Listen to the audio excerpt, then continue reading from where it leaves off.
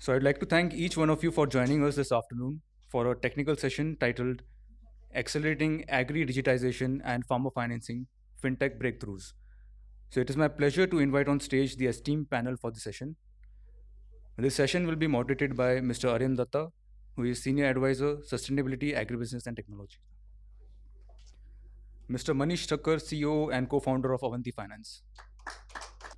Mr. S.G. Anil Kumar, founder and CEO, Samunati. Rema Subramaniam, Managing Director, Ankur Capital. Mr. Jayesh Modi, Chief Executive Director, Kushal Innovation Capital. Mr. Himanshu Bansal, Vice President and APEC Head, Community Pass Mastercard. Mr. Amit Salunke, Chief Commercial Officer, SatShow.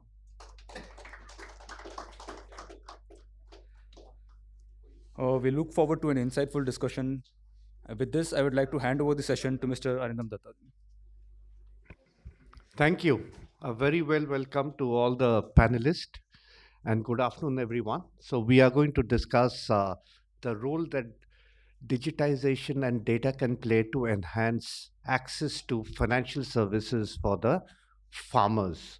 Now that's been historically a very sticky issue, and the hypothesis is with the kind of explosion that we have seen in the use of data and digital tools for urban penetration of financial services, that we may be able to replicate some of them in the rural and agri sector. A lot has happened in the Indian market and in the global markets, and it'll be my pleasure to and our pleasure to hear the experts who are seated here, some of the leading lights who are leading, trying to penetrate further into the rural agri sector in terms of outreach of financial service and bringing about our ecosystem change by getting them all into virtual digital platforms.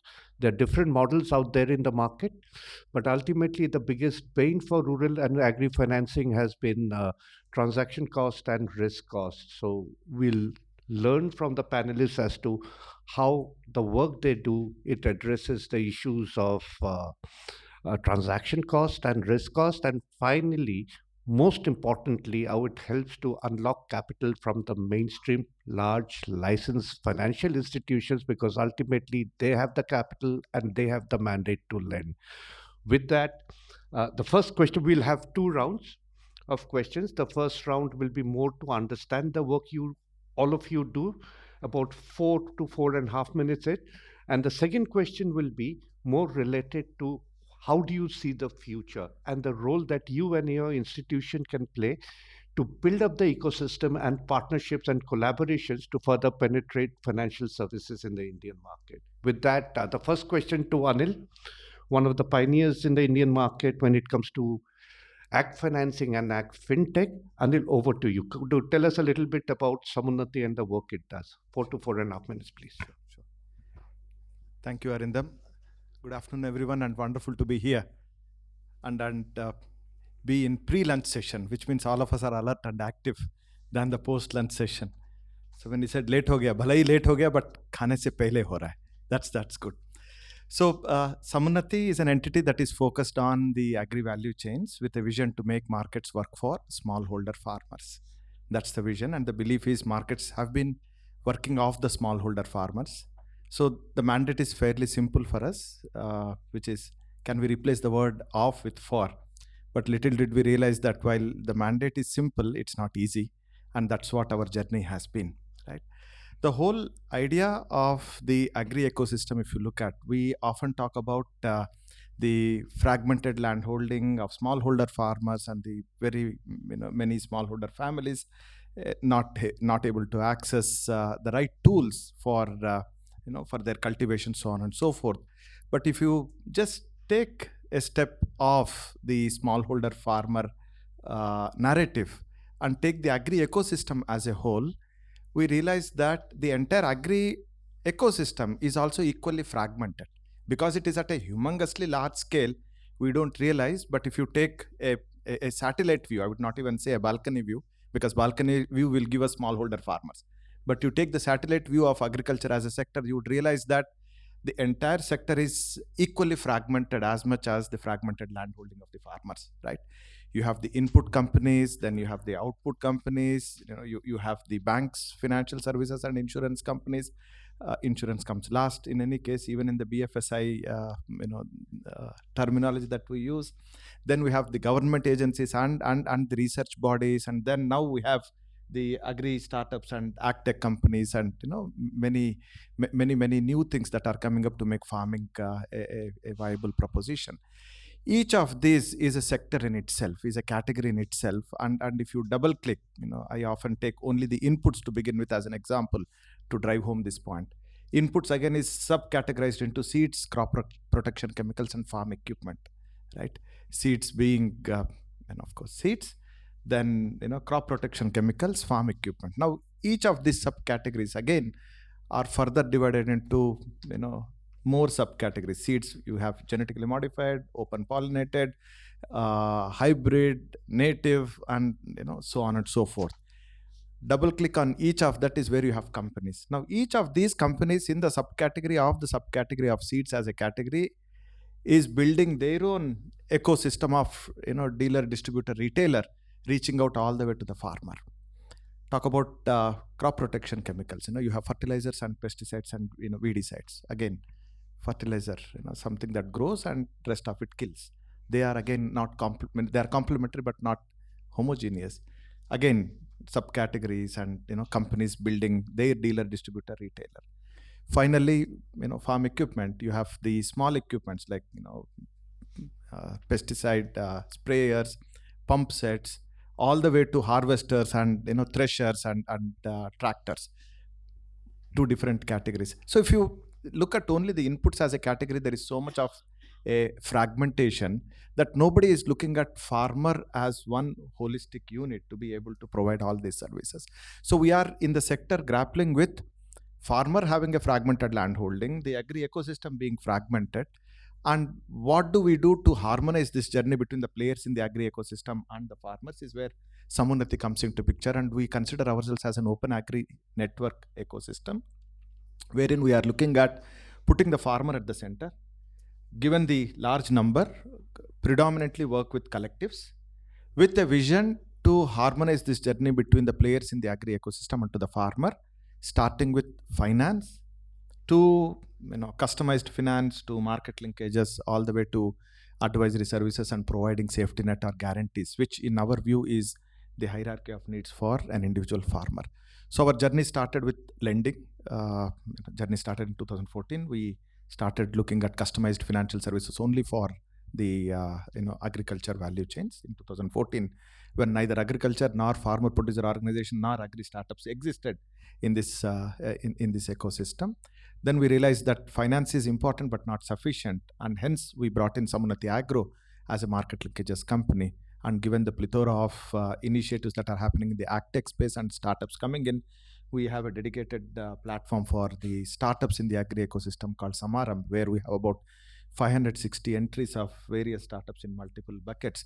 And then we also work with multilateral agencies to bring in guarantee structures to facilitate the flow of credit into the agri ecosystem. So that's what Samunati is as an entity. We started off our journey as a lender, but then we realized that when dealing with farmer in particular and agri ecosystem in general, you need to be a partner. You need to be a holistic service provider and not look at engaging with the agriculture in a piecemeal approach. So this has been a journey like peeling off an onion, one thing leading to the other. In terms of scale, we are in about 23 states now. On the FPO gateway, where we engage, that's the entry point for our FPOs. We have about 4,600 FPOs which have registered on the FPO gateway.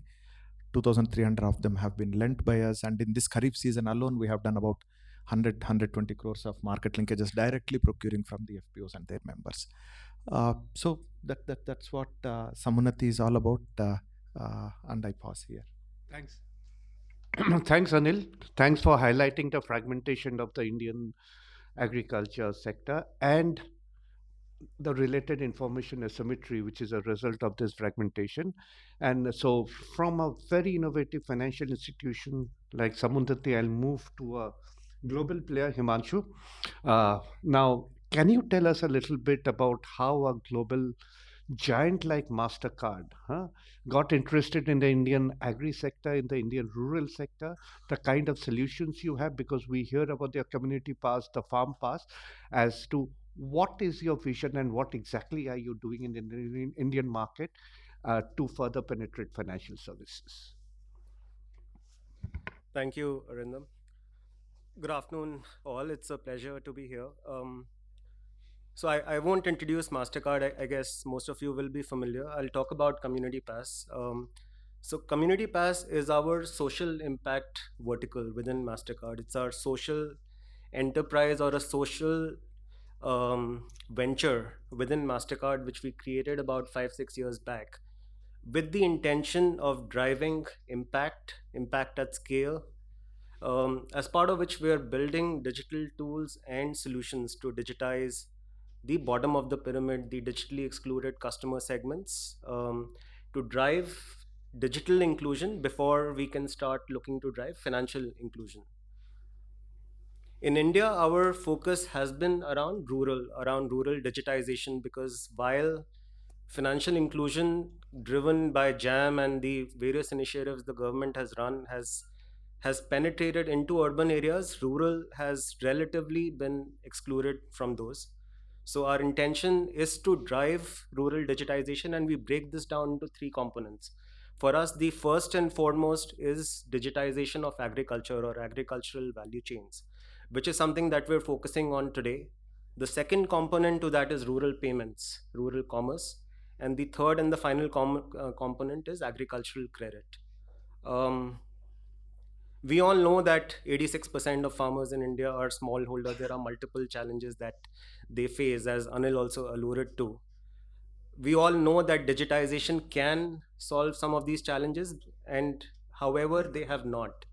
Despite India being a land of 1,000+ agri-techs being out there, they have not been solved. And when we zeroed in on some of these challenges, we identified three key causes or elements that need to be solved for before digitization can actually start playing a critical role.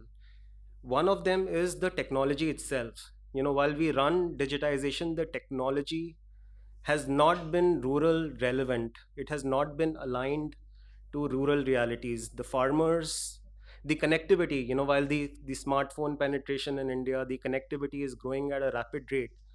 At the same time, the smartphone penetration in rural India still stays at 50%. And if you look at a farmer level, it is close to about 25%, which is where there is a need for having technology which can work in non-connected areas, can work with farmers who don't have a smartphone, right?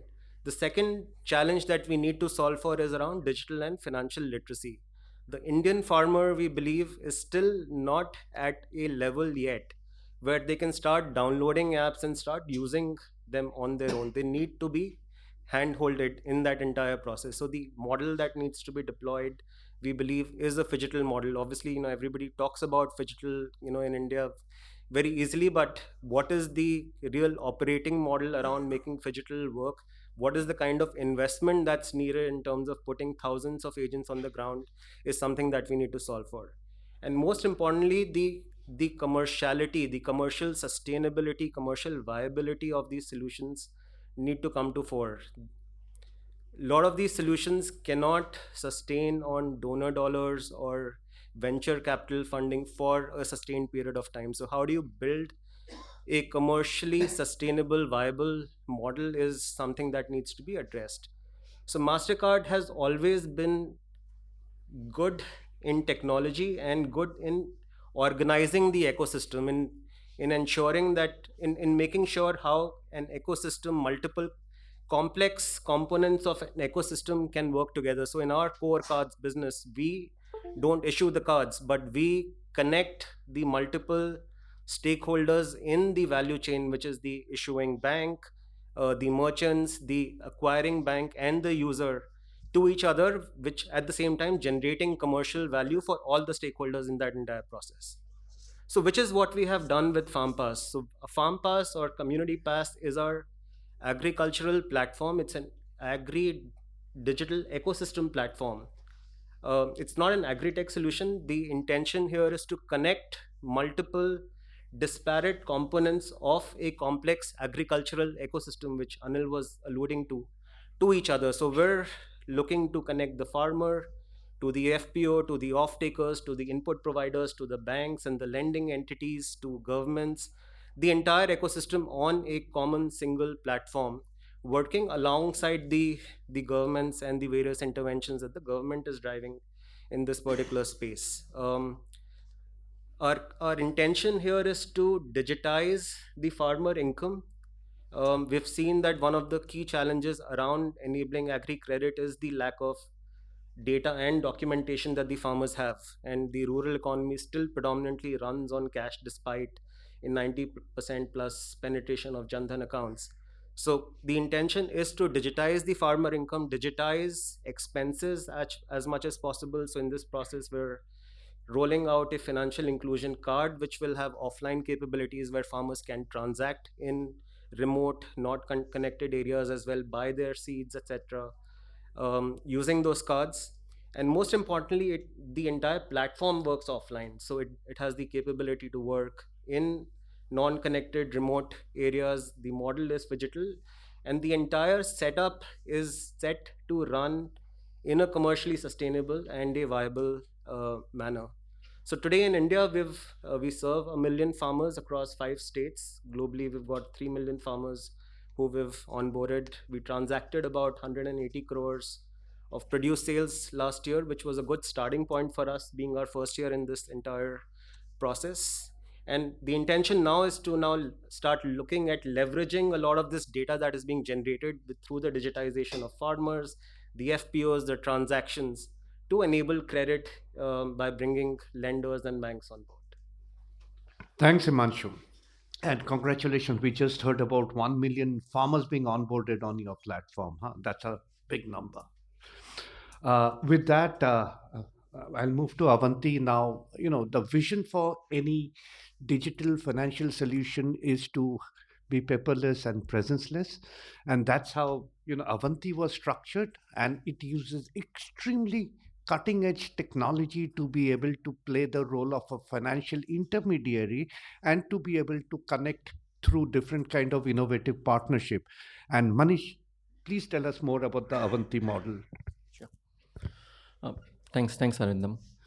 So, I think Arindam alluded to the two, I would say, the pillars that we as Avanti really look at. Or the three pillars we talk about is paperless, presenceless, cashless. The vision behind Avanti really was that India has made one of the largest investments in financial inclusion to governments, to through regulators, but and through the various organizations, the financial institutions as well as the civil society. And yet there are a large part of the entire ecosystem which are not uh, covered by the formal financial services, especially credit. I think bank accounts, what we saw in the last 10 years, has been a success story. Usage of bank account is something that we are working towards.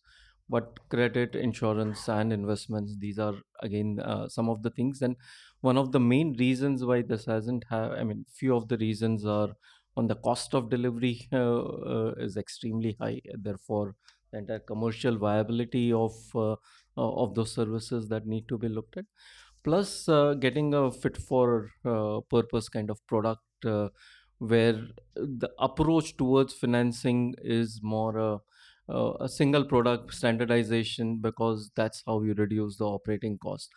uh, we I mean, we had the advantage of not having any legacy and start with completely afresh, and therefore could take a pure digital approach towards solving the problem. And that's the advantage that we bring in. Our founders were very clear: we don't want to create another NBFC or another financial institution, but really try and see as to how do we create a solution for various problems, or create a platform which could help in terms of solving the real. So, so that's how we have set up our platform, our tech, which works from scratch. We have created it from scratch, but which works in a assisted mode, what Himanshu alluded to in terms of either the financial digital literacy as well as the digital tools, be it smartphones, the quality of internet connectivity. And therefore, our entire tech works in a assisted mode where we have to help these farmers on board onto the digital economy, get them into a transaction mode over a few cycles, few years, and graduate them into a self-serve basis. So that's the way we have really created that entire technology. uh, Plus, we brought in innovations like ability to create loan products, because credit is what we started with on the fly. Why should a poultry farmer who gets her cash flows every 50 days should have a weekly or a fortnightly repayments? Can we, and these were some of the I would say, uh, the way core banking is set up. Some of these products are actually, I mean, we found out when we are doing co-lending are not possible, and that is something that we had already seen. So we created that entire tech platform, and then we are working in terms of, as again Arindam talked about, the presence-less part of it.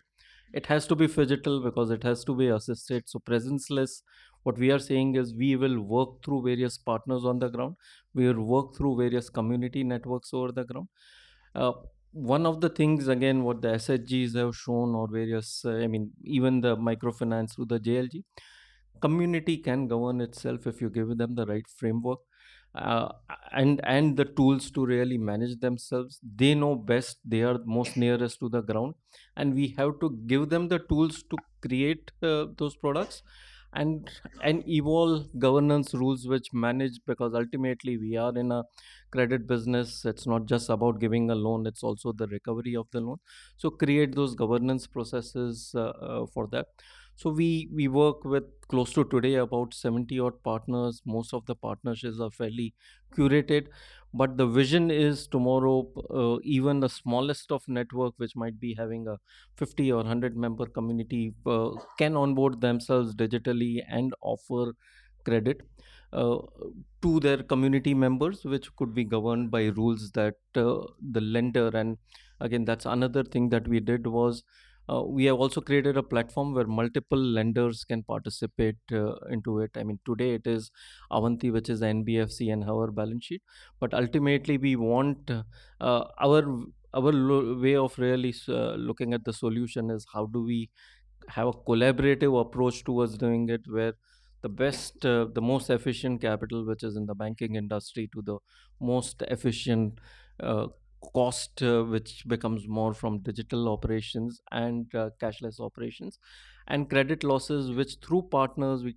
try and create as to what is the additional information besides the formal financial information that you get through bureau reports, or tomorrow through the AA integration in terms of bank accounts, which is again very thin for the kind of customers that we look into.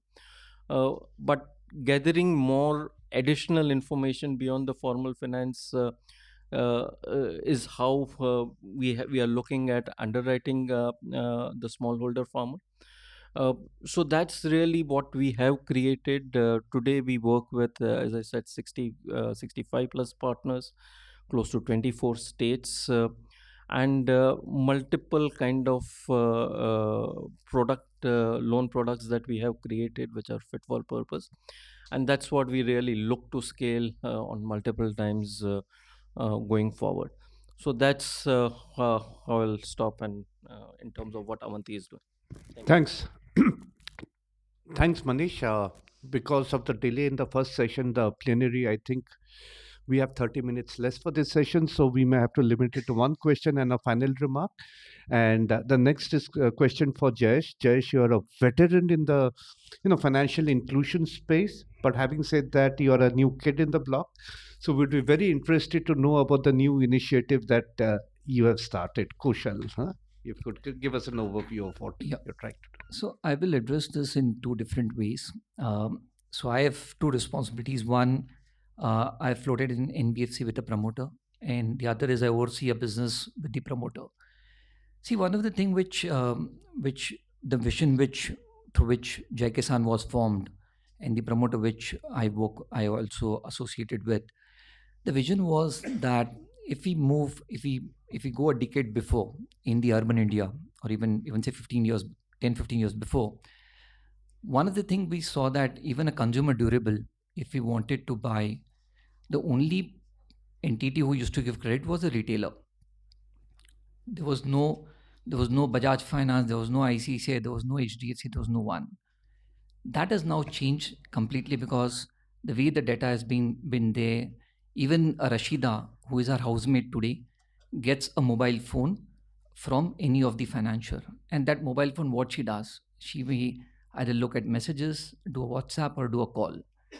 But the same Rashida, if now she moves to a village, the only person who gives Rashida credit is Ramlal, who is a retailer, because retailer knows Rashida, and this relation goes on for years where retailer is giving credit, but it's not formalized. And to bring that vision forward, one thing which was done by the promoters was to get a app called as Bharat Khata. And what this was doing was giving a retailer app free of cost, where he can start recording transactions where he buys inputs and sells to farmers. Okay. But this Ramlal will never ever do this without a carrot, because Ramlal says, fine, I'll do all this, but end of the day, what for me? So what we did is that we have now given credit to all Ramlals, okay, to start with 3 lakh rupees. Okay. And what we do is once Rashida comes, we make Ramlal as a point of sale. And with the app, in 8 minutes, in 8 different languages, Rashida can go to Ramlal. And if Rashida is able to, if she meets the requirement, or if she's eligible, so we do a check eligibility. And if she's eligible, she can walk with the product in 8 minutes from Ramlal stores. What we are trying to do is one of the things in which all my panel speakers had, that in the rural India, there is no one who has digitized data, and somebody has to do it. Once, if somebody has done it, and once those data are available, then there'll be Bajaj Finance, there'll be HDFC, there'll be ICICI, everybody will come and do it. So that's a journey through which we are doing. And what I'll do is, to make it much, much clear, I can show a clip, one clip, the first clip. और भैया सब बढ़िया। और रमाकांत जी कहिए। अब सब कुछ मुंह खोल के बोलने से ही मिलेगा। ओहो, फ्रस्ट्रेशन। और नहीं तो क्या, सब पैसा का खेल है। पता नहीं क्या दुश्मनी है हमारे साथ, रुकता ही नहीं, मिल्खा सिंह बन के भाग जाता है हमें देखकर। जब देखो जेब खाली। अगले बार ना बिना जेब का कुर्ता सिलवाए, क्या फायदा है जेब का? और फिर इधर उधर झुक के मांगना पड़ता है। सरकार 10,000 दे दो, बस 15,000 दे दो, झुक के हमारा अम्मा जी से बन जाएंगे ये उम्र में। अब अगले महीने खेती शुरू और हमारा जेब खाली। छोड़ो, क्या फायदा ये सब बात करके। छोड़ो, खाते में लिख लेना चाय है। इन्हें मिलता नहीं उधार, लेकिन चाय चढ़ाते खाते पर हर बार। हुई सुबह तब घंटी बजी,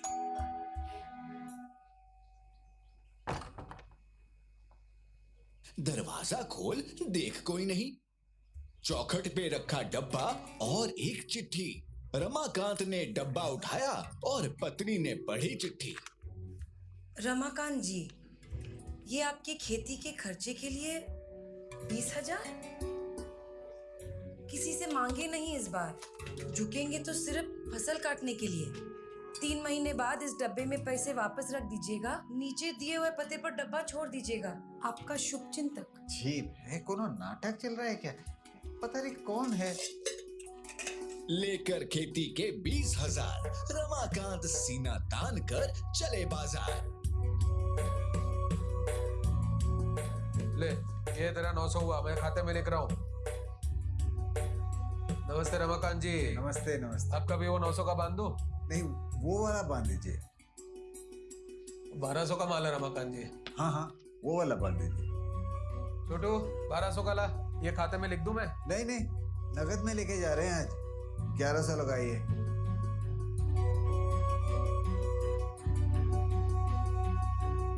सर्वोत्तम माल से हुई बढ़िया फसल तैयार। 80,000 की बिक्री तो पक्का होगी इस बार। अच्छी बिक्री करके रमाकांत चले तन के।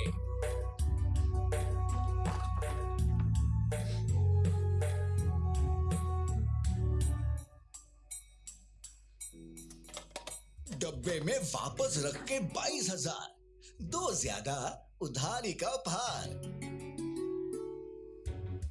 डब्बा लेकर पहुंचे पते पर, रखकर उसे देखा थोड़ा इधर उधर। किसी को ना पाकर लौट चले वो अपने घर।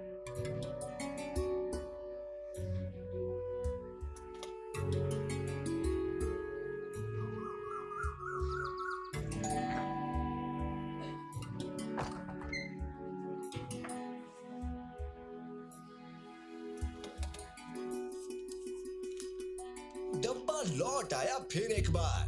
इस बार ये आपके 40,000। सीना तान के चलिए रमाकांत जी, आप किसान हैं। समय से पैसे लौटाने पर अब की मिले 40,000। अब सर उठाकर चलेगा हर किसान। औपचारिक उधार हर किसान का बेड़ा पार। क्रेडिट स्कोर के साथ उधार की सीमा बढ़ती हर बार। इसकी कुंजी है समय पे पैसे लौटाना, फिर बेहतर क्रेडिट का लाभ उठाना। यही नहीं, अब हर तरह के लोन का अवसर पाना। तो अब किसी के आगे झुकना नहीं, हक से आगे बढ़ना है। Okay, so what we are trying to do here is empower the farmer to buy the product which he wants at a price which he is comfortable to, and end of the day making him aware that once he's able to repay the loan, he is able to get more. Okay, so that's a concept which we are trying to do. We have already crossed 100,000 farmers. The portfolio is more than 100 crores, and that's what we are building. Currently, we have started with input finance. Okay, and we work with various input companies where we make their AR moving from informal to formal. And as we move forward, input is one, but create multiple wallets and see that we make ourselves prepared for neobank. That's it. Thank you. Thanks. Thanks, Judge. Very, very interesting. And from financial institutions, platforms, we'll move to deep tech now. So, Amit, can you tell us a little bit about what remote sensing and satellites have to do with access to finance and Sure. the work that Satsure does? Sure. So I represent Satsure. We are a deep tech company. We use Earth observation data as primary data to give analytics to various banks and financial institutions from a risk perspective. So, a very interesting video. In fact, it reminds me of one of the conversations that happened about 2 years back. We were working with one of the largest PSUs, and we went and we told them that, okay, we expertise in Earth observation. We can tell you what is growing where and how. And one of the things that came as a feedback was that this is something that has been going for a very long time, but we don't understand how it is really going to help the banking ecosystem. And one of the first things they told us was, instead of telling us what data can really do or technology can really do, why don't you go to one of our most remotest banks in India and understand how really lending happens? So that's where the first interaction happened, where we went to a single branch manager's branch, and we could see that guy was doing everything in one single branch. So he's doing Aadhaar integration, he's collecting data, he's trying to take checks, give payments. And then while conversing, we realized that India has a very strong financial product called as KCC, which really gives a good amount of money to small and marginal farmers at a very subsidized rate. But the challenge for this guy is it takes about 45 days for him to process that single form by right from accepting to clearing it. Now that's where the whole challenge is. So it was never about Earth observation being there. It is how that single individual sitting in the most remotest location can work towards solving this problem. And that's where the inception of something called as farm report happened. We further named it as sat source. So the whole ideation is that while these branch managers, field officers, or external people who are working with farmers how quickly we can run through that process, try to achieve something called as STP. I mean, we can see over here people who are trying to lend in 8 minutes or maybe 20 minutes or things like that. Yes, it is possible. It can be done. The only thing is that the good part about technology companies is there is good amount of data that they really work on. With banks and financial institutions is, apart from data, they are governed by policy. So they need to have all set of information even before they could go ahead and sanction that.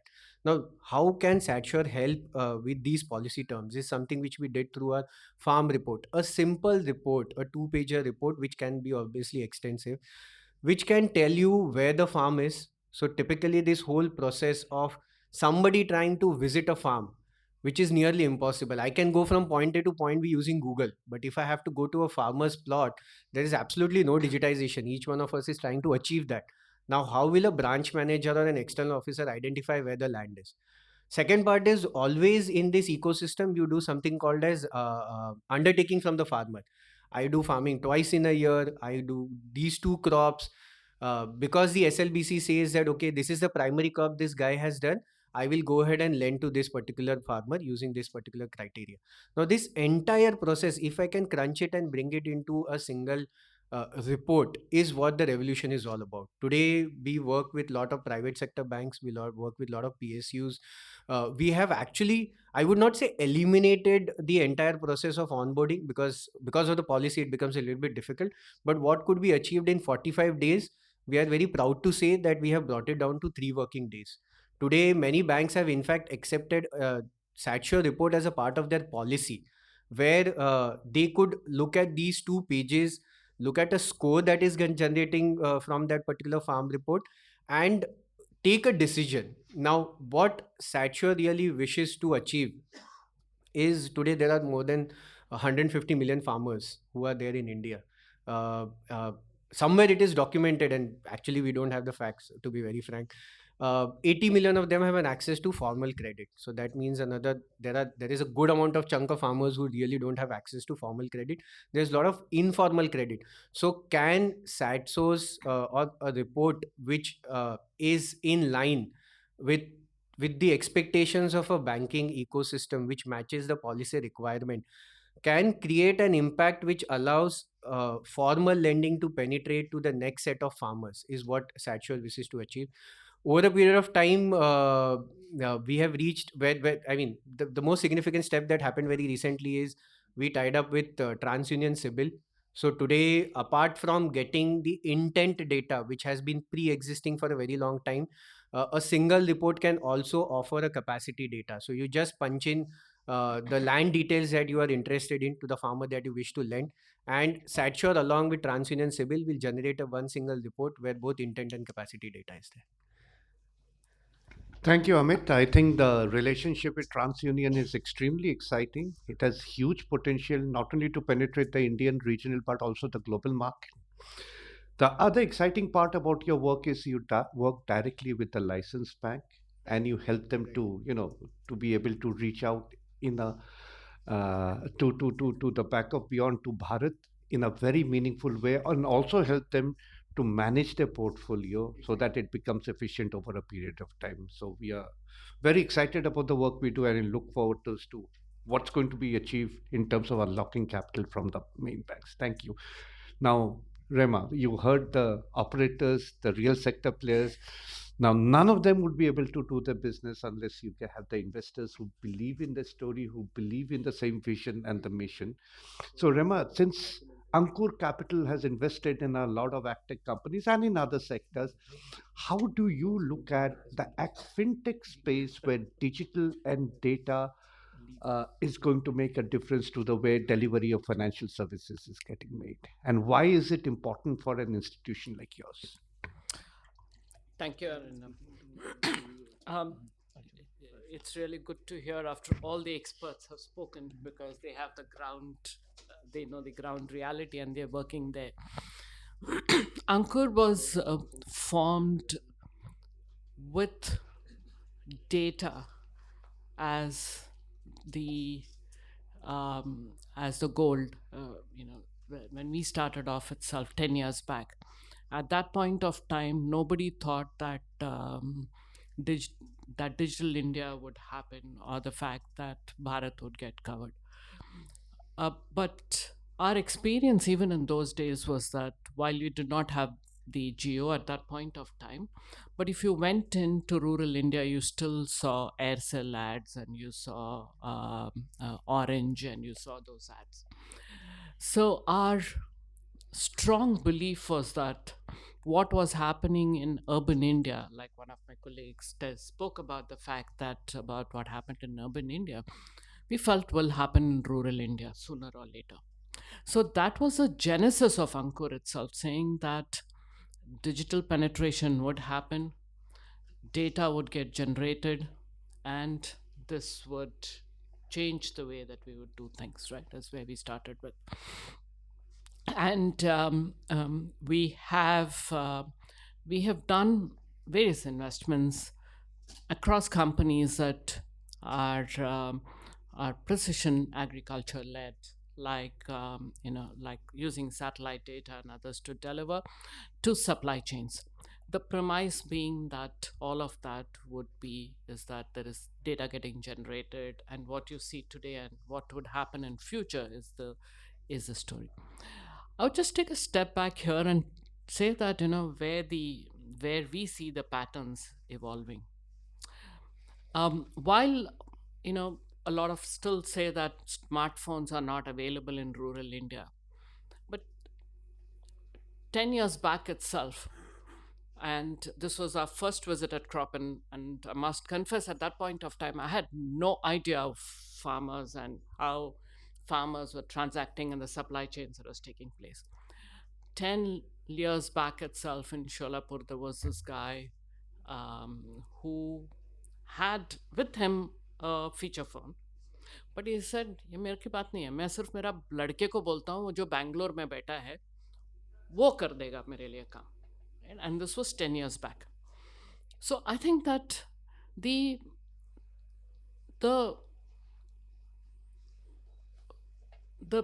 underlying, the farmer knows there is something there, right? So that is what prompted us to start Ankur and to say that we will take that intention. So that the fact that digital penetration is there is that. Having said that, across our two funds, we have about 4 or 5 companies that are in supply chain, and 7 companies, and which is across also which enable finance. There have been successes, but from a fintech perspective, I would still say that it is still lagging behind significantly. Should I just jump into it, because a lot of them have already spoken about the problem? So can I just maybe that'll cover some part of the second question as well. So one we have seen is the fact that while we say it's all fragmented markets, but the fragmented markets are run on trust, and it is not possible to break or build that trust over a period of time. And so that's going to take time. So this is one thing that was the fundamental realization that is across all our companies, is that this is going to take time, and that we have to remember is the fact that these are transactions. These are the farmer has a very different approach from the way that in urban India that we would have. That is, I take a credit one day from Vijay Sales, and I might take another day from Chroma or somebody else as well. I have no qualms about doing that. But there is a lot more of personal connect as well that happens. So that's one. The second bit of the fact that the farmer also sees convenience is one, and they are not willing to look at the very long term data play and the fact that my credit history gets built. There are some who are seeing it, but it's still a very, very slow process. So the trust factor being that, can I disclose this data, what will happen with it, is still very, very strong, that we have seen with most of this. The third thing is the fact that fundamentally at the end of it, any of the fintechs that are in this all have costly finance available. It is, today in 2021, we all saw a lot of money flow into the startup ecosystem. But at the end of it, all the VCs and everybody else is expecting a significant amount of return. The agri value chain cannot take those kind of returns. So we have to still see what is because at the end of it, it finally has to go down to the banks, which can then lend at at the prime lending rates or below, in order to make that happen. Okay. So the business models to see how this could succeed in the long run is still evolving. And to us, we see is the fact that there is this potential, and we bet on the fact that digitization will increase is one. There is computing power will keep increasing. Even if 25% of the farmers have that computing power today, it's a significant number of, we have not even scratched there, right? And I was just talking to one of them earlier, that with Raman, that the whole, for us to see is the fact that will this entire thing move towards fintech and towards agri tech companies. I think is a very, very long. Even if we get to 5-10% penetration, I think that's huge numbers, and we would be able to see a major change that will happen across the country. And there is enough penetration to do that. What we have to see is other enablers for that. How do you build that trust? How do you build the consistency of transactions? Even today, the consistency of transactions is missing. So the history is still not deep enough for patterns to evolve, for business models to evolve. It's still evolving. So it's going to take time for that, the history to get built. The consistency is one thing that we're seeing constantly in all our companies, that we see is the fact the consistency is missing. The other is that between the buyer and seller as well, there is a lot of the need to be part of a data flow is still not very seamless. And because of the fact that the various stakeholders in the supply chain look at transactions very differently, they are not willing to be part of that data supply. Until all the dots are connected, we would still see those gaps that are there. So for us, we see supply chains and the fintechs, flow that will happen in a very structured manner in pockets. So when we say supply chains that will happen, that is working maybe in one particular, like in a dairy chain, which is like, I think Samanati has done a lot of work in that space, or where you're talking of where it could work with a cotton, or with banana, or maybe where you go deeper, then you connect all the dots in that supply chain, and then you're able to create enough data, enough history, enough trust in making it work for a significant number of people. Then finance will start flowing at rates that will be that supply chain can handle. At this time, if you have to discount, and somebody is thinking that somebody will pick up the tab and you can put that will happen, but that will not be sustainable over a period of time, right? That's what we're seeing as. We strongly believe there is a future.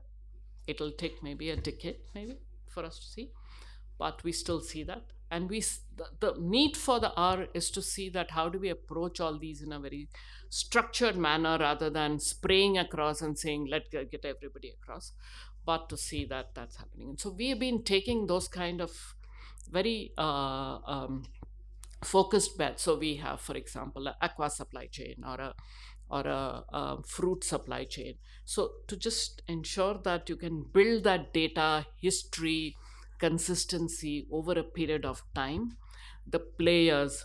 So it's not about spray and this, but getting a set of people. So then you build on that, and you build that whole track record. That's the way that we're approaching. saying that whether we do the same, whether it's with insurance, whether with other enablers as well. That's where we are at. Thanks, Rema. A reality check. And we are the inflection point or the tipping point is still some time away. We need to do a lot of work, a structured work. Thanks for that. And I'll have one follow-up question, 1 minute interjection per panelist. Start with you, Himanshu. Himanshu, the question for you is slightly different. You are seeing your play at a more regional and global level. Now, in your view, where is India today and Bharat today in terms of digitization and leveraging data for financial penetration? Do you think that we could be the winners of tomorrow? Will we see the winners in India, or do you think that a lot more would happen outside the country? Great question, Arindam. I definitely see the winners coming from India. While I agree with Rima that a lot of work still needs to be done, we're definitely ahead of the curve in terms of what we're seeing globally. That being said, the challenge of agri-finance in India is acute. While the government has done some stellar work in terms of KCC, especially, and taking that penetration to 50% of the farmers, there are still two challenges. The farmers who have KCC, and this is coming from, like I said, we've got 1 million farmers. I would have spoken to at least 200 of them in the last 6 months. KCC is maxed out. Very few have limits. So, the video that we saw just now, even the farmers who have KCC are still dependent on that input dealer to push the dirty products, to them, because they can't access credit. And for the ones who don't have KCC, it's again a 36% kind of ROI. So the challenge is acute. And the reasons behind it, I break it down into three components. One, obviously, we all know is the obvious one, which is the farmer incomes are low and there is low predictability on the farmer income and there is low visibility. And visibility in terms of that there is limited amount of data, the economies run on cash, there is limited documentation that they can provide, which is probably what's scaring the banks away in terms of rolling out alternate products apart from KCC. The second aspect is around the FIs themselves, around product innovation itself. So, how many products or how many banks have? So, for a farmer, it's either a 8 or 9% KCC loan, or he has to go to 18 to 20% kind of a loan. There is nothing at all in the middle. It's a wide open space, and which is where the product innovation departments at the banks need to kick in. I mean, how many banks do we have in this room? How many banks do we have on the panel? Right? They need to start getting into. I'm talking about commercial banks, right? And the third aspect is around supply chains. The cost of acquiring and collecting from farmers today is very, very high, which does not allow for commercially sustainable products from a bank perspective, especially for low ticket sizes. For a smallholder farmer, 20, 30K kind of a loan, it is just not viable for a bank, right? So which is what is creating all of this challenge, which is also a reason why we saw a lot of fintechs and agri fintechs jumping into the space, right? They obviously could see the opportunity in around the three dimensions that I spoke about. A, in terms of building that data digitization and platforming. B, product innovation, and C, in terms of supply chain innovation. Why has this not then been able to solve for the challenge or not been able to scale? Because I believe, and a lot of my panelists may disagree with me, is that they cannot solve for everything. My belief is that the banks need to come in and solve for the product innovation. They have the low cost of funds. They have to build the products, the 12%, 13%, 14% kind of products. There needs to be a central data platform coming, from entities like ourselves or the governments, or us working together to enable that entire ecosystem without the fintechs all creating their own digital platforms, which then reflects back through FLDGs and various other cost components in the final cost of credit that gets rolled out to the farmer. And then obviously there is that role of supply chain innovation, which the agri-techs, agri-fintechs, and the last mile entities can come in and play. Thanks, Amanshu. Very comprehensive. Rema, you have a flight to catch. So, with all the data build up and all the technologies now getting sharper across sectors, and third is with the kind of human resources, the best in class human resources getting into the sector, trying to address the issue. What's your vision for the next 10 years? Where do you think we'll Absolutely. So I be? think just like what he said, that the layers that would come in after that is obviously the product, and for the product, the best brains that we are talking of has to be a combination of not just tech guys, but actually of domain guys, fintech guys, people who understand the consumer at the other end is very, very important. And to understand where that disruption can happen in that supply chain. Right? So that productization of it, creating those products, working on that consumer is very, very important. And realizing that when a lot of the supply chains now, the good thing about 2022 was the fact that when free flow of capital was not available, a lot of companies have gone to the drawing board to see how they would innovate. And so you're seeing the green shoots of those coming up, and that definitely the data, the history, the consistency, and the quality of that data is going to get better as we go along. That will be very, very bullish of the future, but it's a long game, and it will need to, like what he said, it has to involve the banks at the end of absolutely. it. The banks at the other end, so the products getting created, and how do you make those, like, it needs to be the next MFI revolution has to come in with those products. Thanks, Rama. Jayesh, you have seen the traditional Indian banks do their financing 30 years back. You have worked for an international bank for many, many years. Now, you're at the cutting edge company doing things very differently. Your view for the future? So, Anirban, as we know that the banks will not be the ones who will come first. So there'll be somebody who has to create a platform, has to make models done, and then hand over to the bank, which then will take it to the next step. Because if you expect any commercial banking organization to come and do it, I think then we'll have to again wait for next one more decade to do this done. Thank you. Amit, your vision, because you are a deep tech player, right? Right. You don't have any ambitions of setting up a financial institution as of now. You're working directly with the mainstream licensed bank, and that's the crying, help that we hear from most of our panelists. What can you do with the banks to think differently and to? So basically, in fact, a well thought discussion, and everybody is talking about product. Obviously, the challenge is who makes it first. Is it a fintech that makes it first? Is it a bank that makes it first? And not that banks have not tried it. It's just that getting the right mix of it is always a challenge.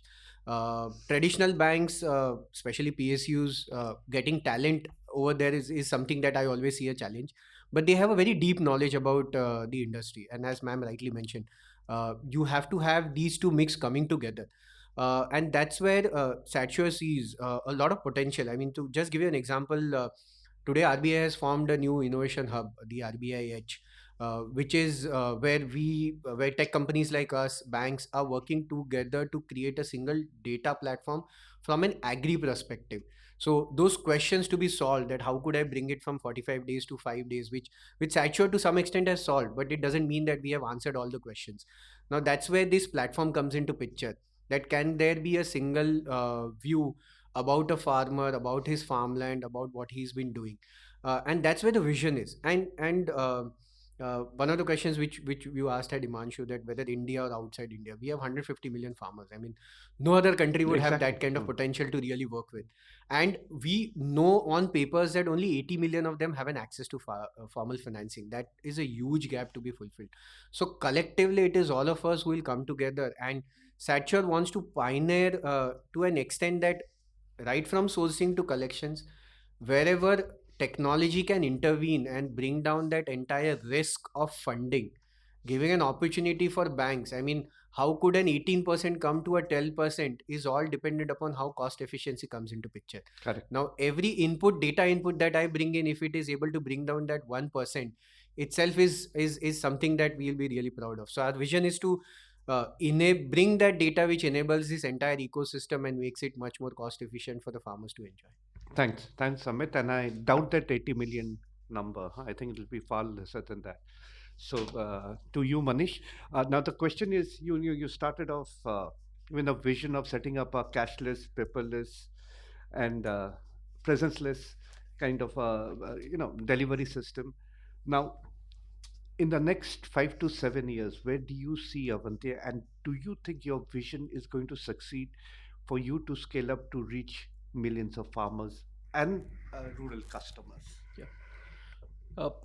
So clearly, I think what we have tried to create up till now and how we take it forward, a success factor, if we could really define it, is how communities and technology, how technology can be used by communities to administer financial services, is what we believe is the right way of doing it, and a collaborative platform where a lot of people on this panel itself and companies like on this panel itself have a chance to collaborate with each other on a platform basis, because this is a problem which is big enough for more collaboration to happen than competition, and solutions are very local, so we have to enable those local solutions to really solve the problems, but we have to provide, whether it's a capital or the technology, to really solve that problem. So that is what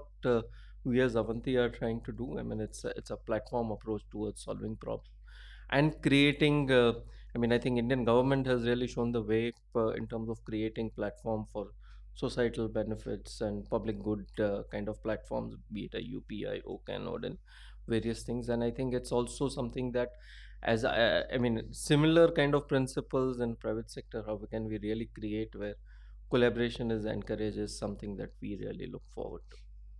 Thanks, Manish. So, local problems, they need local solutions. Yeah, remind you to leave. All the best. Take care. And we'll continue. And the last word, Anil. Now, as a pioneer in this sector, I mean, you had the guts and the vision to set up a financial institution exclusively for the agriculture sector. So you have no choice but to push the boundaries, and to build up those partnership and trust with other ecosystem players to make it happen. Your vision for the next 5 to 10 years? I think, Arindam, since we are in a choiceless situation, everything boils down to the access. Whether it is a farmer or an agri input manufacturing company, whether it is a FPO or a banker, whether it is an agtech company or a input dealer, everything boils down to the access to the technology and access through the technology, right? Access to the technology at the grassroots level is so critical. We heard in the in the plenary where Mr. Vaidyanathan was mentioning about the 2G, 4G. A majority of the 350 million people still having 2G, 4G are in the in the rural areas, and we have a solution that can indeed enable services and access to information to the farmers in a structure where they require a 4G. How do we bring in the dimension of access to the right technology to access the services? Now look at, from the bank's perspective, what are they looking at through technology? They are basically looking at the ability to monitor their money and ability to make sure that the borrowers who have taken the money have the ability to use it for the purpose for which it has been taken, and then return it, the end use monitoring as well as monitoring the usage of the money. Again, the co-lending structures that are evolving, we spoke a lot about banks being inevitable participants in this. They would certainly come in if we provide access to the last mile in a cost-effective manner. There again, technology is going to play a huge role. I think the borders will become more fuzzy and fungible in terms of the players in the agri ecosystem. Completely resonate with Manish's view that there is a need for collaboration, and those collaborative partnerships indeed define how the agri ecosystem is going to move. the vision and the aspiration, which I certainly see as a reality because I'm an entrepreneur, I dream, is that the farmer would be at the center, the collectivization would be the vehicle, and all other vehicles in the entire agri ecosystem moving beyond the farmer to the farming to the farmer as the actor will happen using technology and a collaborative ecosystem. And then that's where we are all moving towards. Thank you. Thanks, Anil. And on that positive note, I'd like to end the session. I'm sure you may have some questions, but I'm sorry, we have just run out of time. All of you will be hungry, so you can catch them over lunch if that's okay for all the panelists to take forward any discussion that you'd like to have. Thank you so much. Thanks, everyone. Thank you, panelists, for a great and insightful learning session. Now I request Mr. Subendu Dash, who is the Vice President Farm Sector, to hand over souvenirs to our panelists as a token of appreciation.